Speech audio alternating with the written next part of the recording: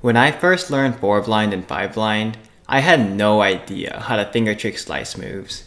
I wasn't sure whether to push, pull, or even do wide turns. So what I did was go on YouTube, look up the fast solvers, slow down their videos, and study their technique. As I got faster, I also discussed technique with other fast solvers, and over time, my turning style has evolved. In this video, I hope to share some of this knowledge with you. On a 3x3, you're probably used to flicking slices. But this doesn't translate well on a 4x4 because it can be harder to flick slices. Especially on a 5x5, the layers get smaller, so it gets even harder to flick. For R, it's better to do a wide move and then an outer move. Similarly, for R', you can do a wide move and then an outer move. This way, your hand remains in home grip the entire time and you never have to re-grip. The L slice is similar. You can do a wide move and then an outer move. The difference is that I like to keep my right hand as a dominant hand, which is why I do a 3R wide and then an R' instead of an L wide prime, L. L is similar. Wide move, outer move. The same applies to a 5x5. We can do a wide move and then an outer move. Now one issue I had lots of trouble with was making sure I turned the correct layer and only one layer. I solved this issue by slightly shifting my grip. So to do an R move, I will shift my left hand over here, which stabilizes all the slices, leaving me free to accurately turn the R slice. For M, I'll shift my hands into this position and do an M. Same for L. I shift the right over and the left over here. Most people double flick M2, either pinky ring or 4-3. You could also double flick L2 and R2, however, I don't like to because you have to shift your hand, flick the slice, and then shift back. I know that for PLL parity, a lot of people double flick it. And that's okay because you only have to do that once and only at the end of the solve. But in a blind solve, you have to do lots of R2s and double flicking becomes really inefficient. That's why I think R2 should be done like this or this.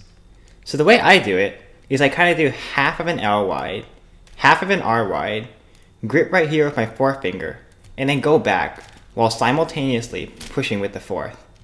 This can be really fast once you get the hang of it.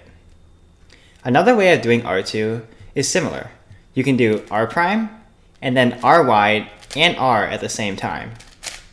Both of these ways are equally good and you should do the one that you're more comfortable with.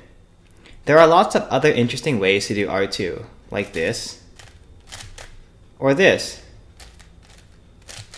But these are only good in certain cases, so you don't have to worry about it. The same technique can be applied to a 5x5. We can do this, grip here with the fourth, and then slice. Same for M. We can shift our hands, do this, and slice. And the L slice. In fact, this method of slicing is known as Ishan M2, and it can be considered optimal for 3-blind as well. But I'm not an expert on it, so you'll have to ask Ishan Agrawal if you want to know more. Now for the U and D slices. For U moves, I use my left index to stabilize the U layer, and then push with my right index. For U', I use my right index to hold the U layer, then pull with my thumb. I double flick little U2 in the same way that I double flick U2. So index, and then third. Sometimes I'll also do wide D moves like this. D moves are similar. I use my thumb to do D and my third to do D'. You can double flick D2 as well, but I tend to do wide D moves. On a 5x5, it's harder to flick. So I flick the U layer, but for E and D, I'll do wide D moves. Notice that I shifted my grip. For E, I gripped over here, and for D, I gripped a little lower. You might have noticed that I've been using my right hand for all the slice moves. Obviously, all these finger tricks can be mirrored to the left hand. but I like to have a dominant hand, so that's why I'll use my right hand to do the slicing and my left hand to stabilize the cube. I never do F or B moves. I'll either do a different L or rotate. However, some people have been playing around with them and getting pretty fast at it too. For example, Israel Fraga can get some pretty fast times with F and B moves. I'd like to end by saying that I believe the methods I've shown you for doing slice moves are optimal or close to optimal, at least with the current hardware.